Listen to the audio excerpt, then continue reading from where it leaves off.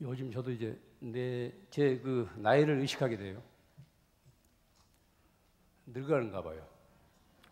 세월의 무게를 어쩔 수 없는가 봐. 그전에 별로 생각하지 않던 일들 요새 와서 새삼스럽게 생각이 돼요. 이제서 이제 뒤늦게 아마 철이 드는가 봐요. 지금까지 내가 살아오면서 얼마나 많은 사람들로부터 도움을 받으면서 살아왔을까, 이런 생각을 많이 합니다. 정신적으로나 물질적으로 지금까지 내가 살아오면서 얼마나 많은 사람들의 은혜 속에서 내가 살았을까. 뭐 전생은 차치하고 제가 절에 들어와서 24살에 이제 절에 들어왔으니까 절에 들어와서 이제 50년 가까이 살면서 많은 시주 은혜를 제가 지었어요. 뭐 부산에 계신 많은 신도님들 있지만 특히 지금 부산에 계신 신도님들 제가 신세를 많이 졌습니다. 나는 그동안 남에게 얼마나 도움을 베풀었는가, 이걸 반성하게 돼요. 제가 남에게 베푼 도움보다는 제가 지금까지 입은 그 은혜가 막중합니다. 그건 뭐 100분의 1, 1000분의 1에 비교할 수 없어요. 그 이제 제가 요즘 이제 늦게 발심해가지고 될 수 있으면은 내 몸은 좀 고달프더라도 나를 필요로 하는 데는 큰 지장이 없는 한 내가 이 세상을 하직하기 거들어줘야 되겠다 해서 이제 이번에도 이 노구를 이끌고 여기까지 내려왔습니다.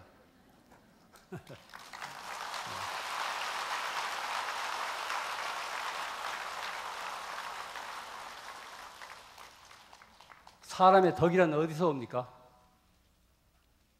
그 요새를 이제 뭐 박덕한 세상이라고 그러지 않습니까?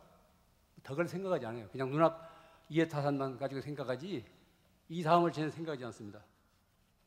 내 도움이 필요로 하는 사람들을 선뜻 도울 때, 내 도움이 필요로 하는 내 이웃을 내가 선뜻 도울 때 덕이 자랍니다. 덕의 씨앗이 움터요. 아름다운 세상이란 무슨 꽃이 만발한 세상이 아닙니다. 사람들이 서로 도우면서 사는 인정이 넘치는 세상이 아름다운 세상이지, 외부적으로 거창하게 장식한 세상이 아름다운 세상은 아닙니다. 그건 빈 세상이에요. 껍질이에요. 알맹이는 그 인정으로 주고받고 넘쳐야 됩니다. 인정이 따뜻하게 오고 가야 돼요. 가슴들이 따뜻해야 됩니다. 어떤 사람도 모든 것을 혼자 해낼 수는 없습니다. 오늘 이 모임만 하더라도 많은 분들이 애를 많이 썼을 거예요. 사람은 그때그때 누군가의 도움이 필요합니다. 선뜻 나서서 도울 수 있을 때 우리들의 삶의 질이 향상돼요. 또 세상을 살아가는 의미가 새로워집니다. 그 남 많이 도우는 사람들이 가끔 그런 그 짜증 푸념을 하는 수가 있습니다. 나는 아무개네를 끝도 없이 도우는데 그 집에서는 그냥 나를 그냥 배반하고 배은망덕하더라, 이런 그 얘기를 들어 하거든. 이건 뭐 현실적으로 있습니다. 나는 누 집을 그렇게 어려워서 끝없이 우리 집 사람도 빠듯한 처지에 그렇게 같이 나누었는데, 도움을 주었는데 저쪽에서는 그런 것도 까맣게 있고 그냥 사사건건이 속을 썩이고 이제 배은망덕한 일이 있을 수 있다고요. 나누는 일은 내 일이에요. 배은망덕은 내 일이 아닙니다. 그쪽 일이에요. 근데 알 바 아니라니까. 그것까지 우리가 챙기지 마세요. 그건 그 사람 일이라니까. 그 사람의 업이에요. 나는 그냥 나누는 걸로 되는 거예요. 나눠주고 싶었으니까. 그렇게 마음을 가져야 됩니다. 왜 내 물건 잃고 속까지 잃어? 너무 손해가 많아요. 그러니까 생각을 그렇게 돌이켜야 돼요. 나누는 일은 내 일이고, 나 은혜를 등지는 일은 저쪽 일이기 때문에 내가 그건 내 알 바 아니다. 내 일이 아니다. 이렇게 생각하십시오. 그렇게 되면 내 덕에 손상이 없습니다. 또 남을 도울 때는 자기 생각대로만 해서는 안 됩니다. 이걸 알아두세요. 상대방의 자존심과 선택권을 존중해야 돼요. 모든 걸 내 식대로 처리하지 마십시오. 받을 쪽, 그쪽의 자존심과 선택권도 배려해야 돼요. 그가 필요하는 물건이 무엇인지부터 생각해야 됩니다. 그냥 집안에 자주 남다고 해서 그냥 그걸 주워보세요. 그건 아무것도 무가치한 거예요. 버리는 거예요. 그리고 자신이 상대편을 도운다고 해서 무슨 은혜라도 베풀 수 있는 생각하지 마십시오. 그래서 불교에서는 무주상보시, 삼륜이 청정한 보시, 보내주는 마음이나 받는 마음이나 또 주는 물건이 다 청정해야 된다는 거. 어디에도 집착해서는 안 된다는. 그래서 이제 삼륜 청정, 삼륜 공정, 무주상보시 하지 않습니까? 그의 자존심과 선택권을 존중해 드려야 돼요. 무엇이 어쩌기 필요한 건가? 그래서 아메리카 인디안, 아메리카 원주민들은 누구에게 뭔가 선물을 할 때 그냥 그 집 앞에 놓아두고 간대요. 뭐 맹암을 놓거나 무슨 뭐 이런 내거나 뭐 신문사 가서 떠들지 않는데요. 우리는 지금까지 살아오면서 수많은 사람들로부터 헤아릴 수 없는 그런 많은 도움을 받아왔습니다. 이제는 우리들이 나서서 이웃에 도울 때예요. 그게 사는 일이에요. 부모의 은혜, 스승의 은혜, 이웃의 은혜, 친구들의 은혜가 얼마나 많습니까? 도와야 돼요. 남을 도와서 그 사람의 삶이 좀 더 나아진다면 내 삶의 질도 그만큼 높아지는 겁니다. 내가 도와서 그 상대편의 삶이 조금 풀린다면 내 삶의 질도 내가 원컨 원치 않고 풀리는 거예요. 남을 돕고 살면은 그 도움이 크고 작건 간에 우리가 헛된 삶을 살고 있지 않다는 것을 알 수 있습니다. 타인의 삶에 밝은 영향을 미치는 행동은 우리 자신의 삶에 그만큼 의미를 갖다 줘요. 의미 있는 삶이 돼야 됩니다. 뜻있는 삶이 돼야 된다고요. 자기만 하는 삶, 그것은 짐승이나 다를 거 하나 없죠. 이웃이 도움을 필요로 할 때 우리는 두 길을 선택할 수 있어요. 내 이웃이 도움을 필요로 할 때 우리는 두 가지 길에서 두 가지를 선택할 수 있다고. 하나는 모른 채예요. 나도 살기 빠듯한데 무슨 모른 채 하는 것이고, 다른 하나는 사람의 도리로 생각하고 이웃의 도리로 생각하고 선뜻 도움의 손길을 뻗치는 일입니다. 우리는 늘 그런 갈래길에 서요. 자기가 줄 때 아깝지 않은 사람 어디 있습니까? 그건 본래 자기가 생각하지 않으면 돼요. 내가 우선 맡아가지고 있는 거라고 생각하면 돼요. 관리인이라고. 아깝지만 줌으로 해서 조금씩 내 이제 마음의 문이 열린다고요. 모른 채 돌아서는 것은 인간으로 향상할 수 있는 모처럼의 기회를 스스로 내팽개치는 겁니다. 덕을 베풀 수 있는, 덕을 쌓을 수 있는 기회를 스스로 팽개치는 거예요. 선뜻 나서는 것은 지난 세월의 도움을 내가 갚으면서 내 삶을 새롭게 하는 일이에요.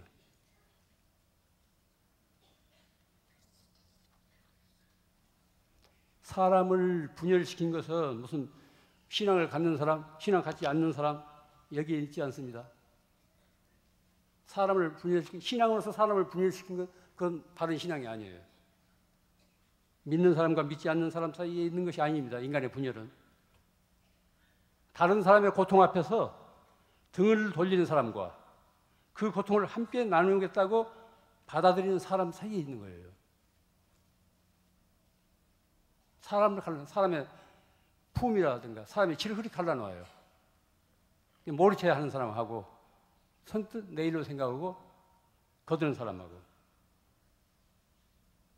남에게 도움을 줄 때 어떤 보상을 바라지 않습니다. 보상을 바라지 않아요. 그런데 자연스럽게 보상이 따릅니다. 내 가슴이 그만큼 따뜻해져요. 나누어주고 나면 내 가슴이 그만큼 따뜻해진다고. 또 내 시야가 그만큼 넓어집니다.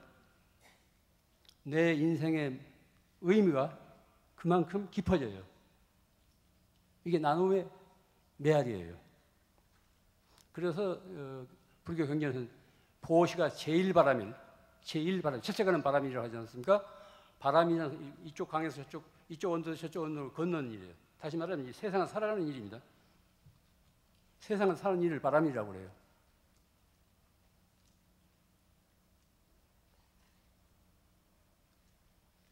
남을 돕는 업을 쌓아야 내가 지금까지 지은 빚을 갚게 됩니다.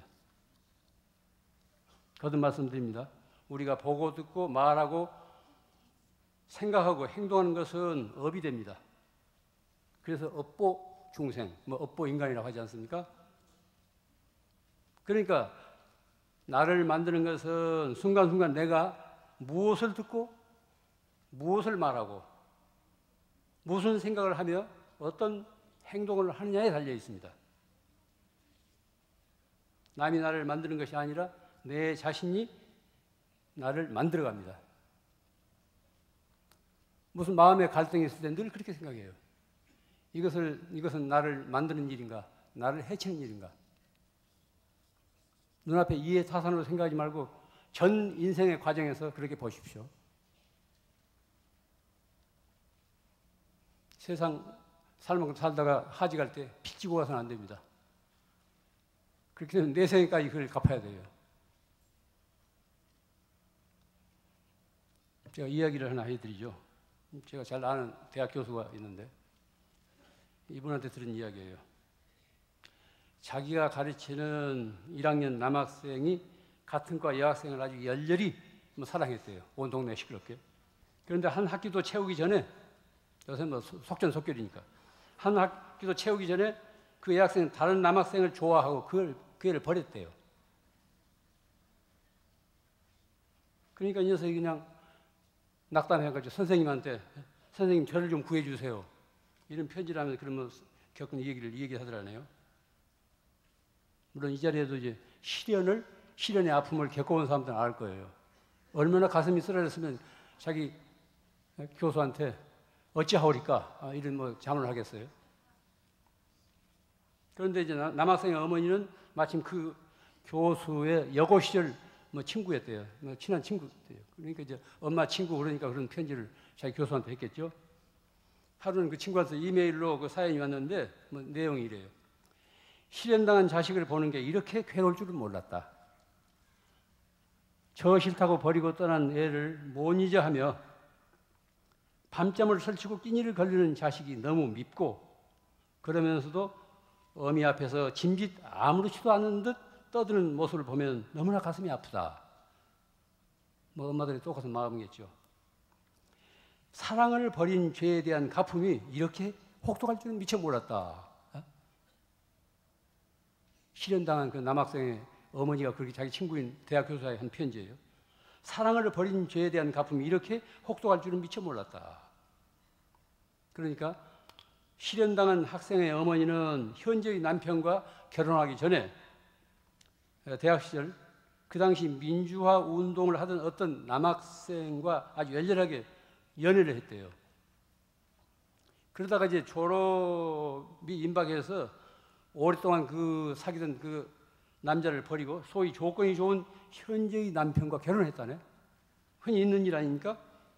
현실이 어떻고 이상이 어떻고 하면서 이제 따지니까 버림받은 그 남자는 상처가 너무 깊어가지고 자살 소송까지 벌인 일이 있었대요.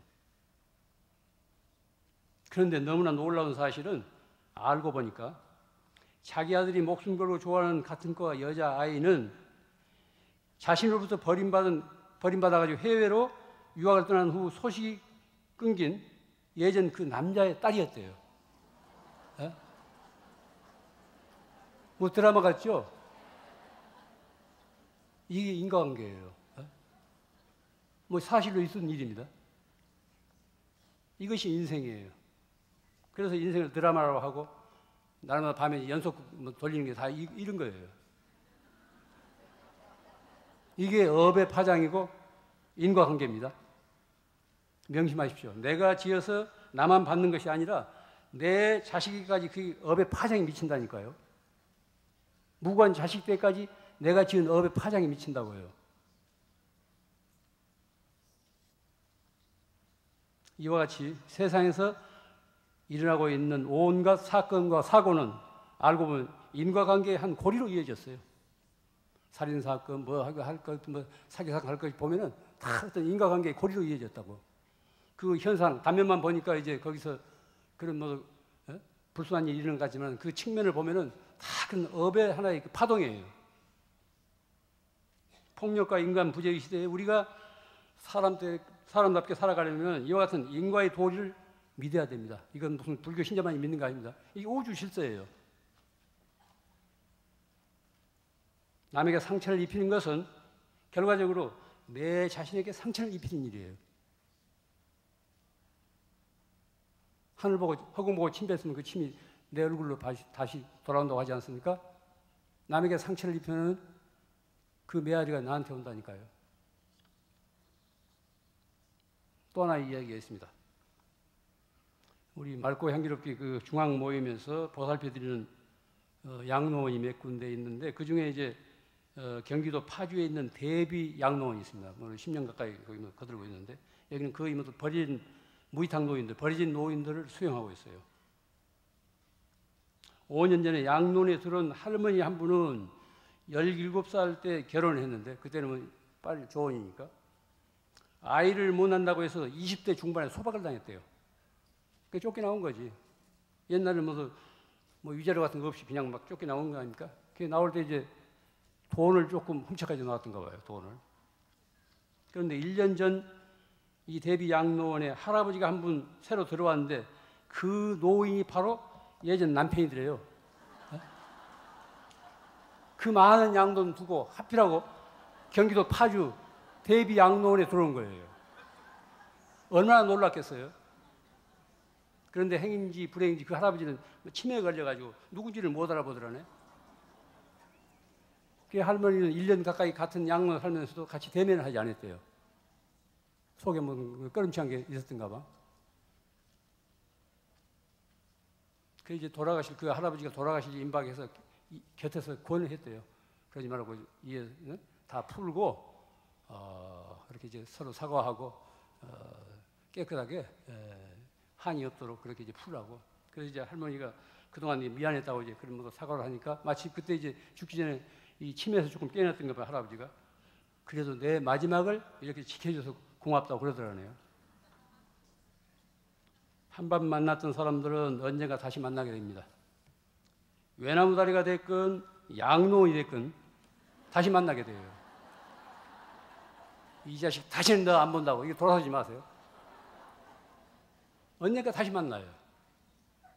그러니까 이 막소리 하지 마세요.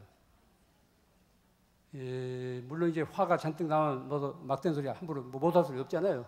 있는 거 없는 거 다 그냥 주워 모아가지고 이제 쏟아버리는데 그렇게 되면 마음에 금이 가요. 마음에 금이. 그게 업이 된다니까. 내가 험한 소리 그렇게 이제 사나운 소리를 하게 되면 저쪽에 상처가 저쪽에 화살이 가기 전에 내 스스로 그 화살을 맞게 되는 거예요. 내 마음이 편치 않다니까요. 스스로 자기 가슴에 화살을 꽂는 일이에요.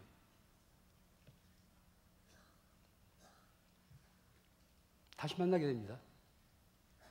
다시 만날 걸 생각해야 돼요. 그렇기 때문에 우리가 하루하루 살아가는 동안 나쁜 인연 맺지 말고 좋은 인연을 맺어야 됩니다. 우리들의 생각과 말과 행동은 우리 정신에 깊은 자국을 남겨요. 그래서 말로 인해서 위로받는 사람도 많지만 한마디 말로 인해서 상처받는 사람이 얼마나 많습니까? 생각과 말과 행동은 우리 정신에 깊은 자국을 남깁니다. 그것은 우리 마음밭에 뿌려진 씨앗과 같은 거예요. 이 다음에 반드시 그 열매를 거두게 돼요. 좋은 생각과 따뜻한 말씨와 착한 행동은 좋은 열매를 맺고 나쁜 생각과 가시돋친 말과 비열한 행동은 나쁜 열매를 맺게 마련입니다. 누가 그렇게 하는 것이 아니라 그게 세상의 도리고 우주의 질서입니다. 순간순간 우리들이 갖는 어떤 생각이나 염원은 우주 공간에서 두고두고 진동을 한대요. 이게 이제 명상가들이 하는 말입니다. 남을 미워하게 되면은 내 자신이 그 미워하는 기운으로 가득 채운대요. 미워하는 그런 에너지를 발산하고 있대요. 또 남을 사랑하게 되면은 내가 사랑으로 충만하게 진동한대요. 그래요. 우리 어떤 사람을 처음 대했을 때 어떤 사람은 몇 년 사귄 사람처럼 아주 친하고 가까이 된 사람이 있고 한동안 사귀었어도 영 떨떠름하고 잘 가까이 되지 않는 사람이 있거든. 이건 그 사람이 지닌 업의 파동이 그렇다는 거예요.